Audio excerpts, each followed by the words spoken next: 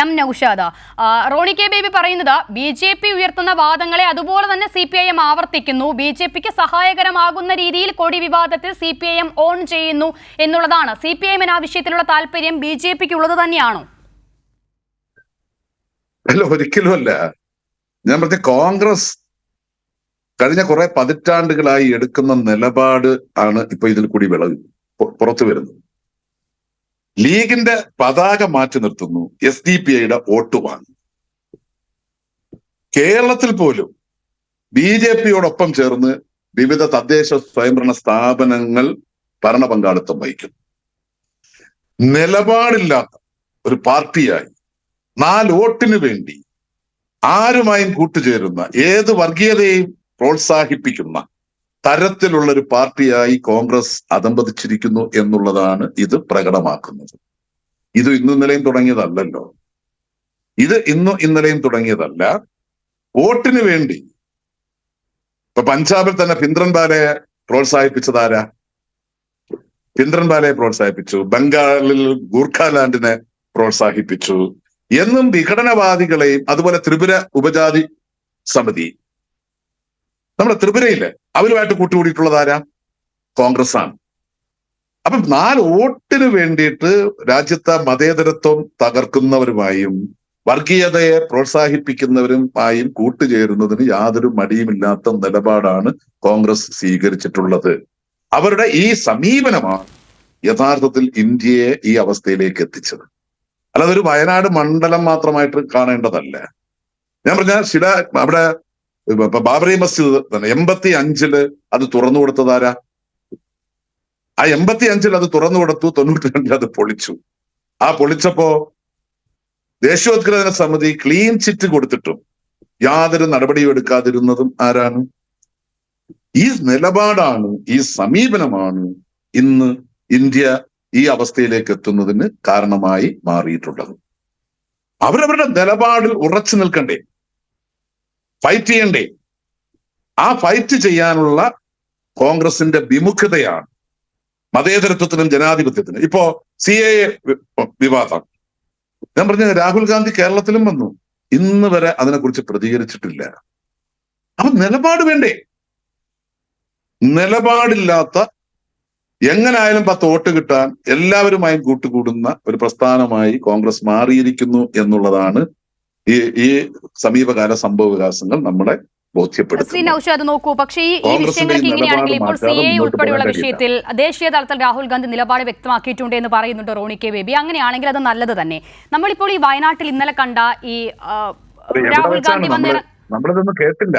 ശരി, രാഹുൽ ഗാന്ധി വന്നിറങ്ങുമ്പോൾ കാണുന്ന പ്രചാരണവുമായി ബന്ധപ്പെട്ട് മുസ്ലിം ലീഗിന്റെ കൊടി ഒഴിവാക്കുന്ന വിഷയം, നമ്മളിതിനെ ഇങ്ങനെയൊക്കെ കാണുമ്പോഴും ഇന്നിപ്പോൾ മുസ്ലിം ലീഗ് ആ വിഷയത്തിൽ ഒരു പരാതിയേ ഇല്ല എന്ന് പറയുന്നുണ്ട്.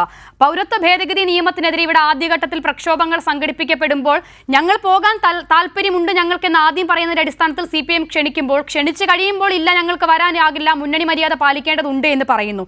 ശരിക്കും ലീഗിനെ മൂക്കുകയറിട്ട് നിർത്തിയിരിക്കുകയാണോ കോൺഗ്രസ്? അതിനപ്പുറം പ്രതികരിക്കാനുള്ള ശേഷി പൂർണ്ണമായും അവസാനിക്കുന്നിടത്ത് മരണമാണ് എന്ന് മുസ്ലിം ലീഗിന് എന്താണ് മനസ്സിലാകാത്തത്?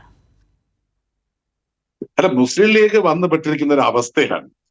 സ്വന്തം പതാക ഉയർത്തി കാണിക്കാൻ പോലും കഴിയാത്തൊരു ഗതികേടിലേക്ക് ലീഗ് എത്തി എന്ന് പറയുമ്പോൾ അവരുടെ ഒരു അവസ്ഥയൊന്ന് ആലോചിച്ച് നോക്കുക. അതുപോലെ തന്നെ അവർക്ക് വ്യക്തമായ നിലപാടുള്ള പൗരത്വ നിയമ ഭേദഗതിക്കെതിരെയുള്ള പ്രതിഷേധ സമരത്തിൽ അവിടെ കൊടി വേണ്ട, അതിൽ പങ്കെടുക്കാൻ പോലും കഴിയാത്ത തരത്തിലേക്ക്, ഗതികേടിലേക്ക് ലീഗ് മാറി എന്നുള്ളത്. ഇത് രണ്ടും അവരവരുടെ രാഷ്ട്രീയ പാപ്പരത്വമാണ് കാണിക്കുന്നത്. നിലപാടില്ല, നിലപാടിൽ അടിയുറച്ച് നിൽക്കാൻ കഴിയുന്നില്ല. നിശ്ചയദാർഢ്യം വേണം, നിലപാട് വേണം. തെരഞ്ഞെടുപ്പിൽ ചിലപ്പോൾ ഒരു തെരഞ്ഞെടുപ്പിൽ ജയിക്കും, മറ്റൊരു തെരഞ്ഞെടുപ്പിൽ പരാജയപ്പെടും. പക്ഷെ തെരഞ്ഞെടുപ്പ് ജയം മാത്രം, അതാ ഞാൻ പറഞ്ഞ 4 വോട്ട് മാത്രം, അധികാരം മാത്രം, അങ്ങനെ പോകാൻ പാടില്ല. ഇപ്പൊ രാഹുൽ ഗാന്ധി ഉൾപ്പെടെ കേരളത്തിൽ വന്ന് മത്സരിക്കുന്നു. ഞാൻ പറഞ്ഞ കേരളത്തിലെ 20 സീറ്റും സംഘപരിവാറാണല്ലോ ഇപ്പോ മുഖ്യ ശത്രു. ആ സംഘപരിവാറിനെതിരെ മത്സരിക്കുന്നതിന് പകരം ഇവിടെ കേരളത്തിൽ വന്ന് മത്സരിക്കുന്നത് ആരുമായിട്ടാണ്? എന്ത് മെസ്സേജാണ് അതുവഴി സമൂഹത്തിനുണ്ടാകുന്നത്?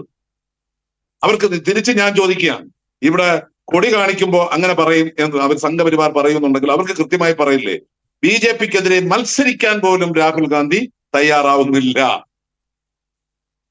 BJP-ക്കെതിരെ മത്സരിക്കാൻ പോലും രാഹുൽ ഗാന്ധി തയ്യാറാകുന്നില്ല എന്ന പ്രചരണം നോർത്ത് ഇന്ത്യയിൽ നടത്തത്തില്ലേ? അത് ഗുണകരമാണോ? കോൺഗ്രസിന്റെ പ്രതിനിധി പറയണം. പിന്നെ ഇവിടുന്ന് കേരളത്തിൽ നിന്ന് 20 സീറ്റിൽ നിന്നും ഇവിടെ BJP ഒരു സീറ്റിലും ജയിക്കാനൊന്നും പോകുന്നില്ല.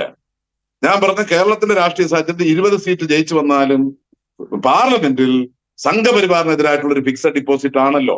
കോൺഗ്രസിനെ നമ്പാൻ പറ്റില്ല ഇപ്പോഴത്തെ അനുഭവം വെച്ച്. എന്നാലും ഞാൻ പറയുന്നു, ഇപ്പോഴത്തെ അനുഭവങ്ങൾ വെച്ചിട്ട്, കണ്ടുകൊണ്ടിരിക്കുന്ന സംഭവവികാസങ്ങൾ വെച്ചിട്ട് അങ്ങനെ നമ്പാൻ വേണ്ടി കഴിയില്ല എങ്കിൽ പോലും ഞാൻ പറയുന്നത് കേരളത്തിലെ 20 സീറ്റ് സംഘപരിവാറിനെതിരായിട്ടുള്ള ഫിക്സഡ് ഡിപ്പോസിറ്റ് ആണ്. ഇവിടെ എന്തിനാണ് അവരുടെ സംഘടനാ സെക്രട്ടറി മത്സരിക്കുന്നത്? അങ്ങനെ വന്നാൽ രാജസ്ഥാനിൽ രാജ്യസഭാ സീറ്റ് രാജിവെക്കേണ്ടി വരും. രാജിവെച്ചാൽ ഉറപ്പായി BJP-ക്ക് അവർക്ക് ഭൂരിപക്ഷത്തിന് 4 സീറ്റിന്റെ കുറവാണ്.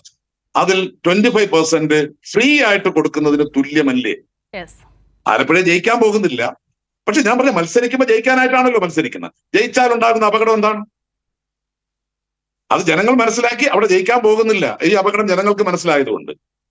പക്ഷെ ഞാൻ ചോദിക്കുന്നത്, അപ്പൊ ഇതൊന്നും ചിന്തിക്കാതെ, രാഷ്ട്രീയമായ നിലപാട് സ്വീകരിക്കാതെ, സംഘപരിവാറിന് എതിരായിട്ടുള്ള പോരാട്ടം ശക്തിപ്പെടുത്തുന്നതിന് നേതൃത്വം നൽകുന്നതിന് പകരം ഇവിടെ ഇപ്പൊ ഈ കേരളത്തിൽ ഈ തരത്തിൽ ഇവിടെ വന്നിട്ട് കോൺഗ്രസുകാർക്ക് LDF-നെതിരെ വർത്തമാനം പറയുക. ഇത് പാർലമെന്റ് തെരഞ്ഞെടുപ്പാണ്. ഇതാണ് ഇവരുടെ നിലപാട്. തീർച്ചയായും.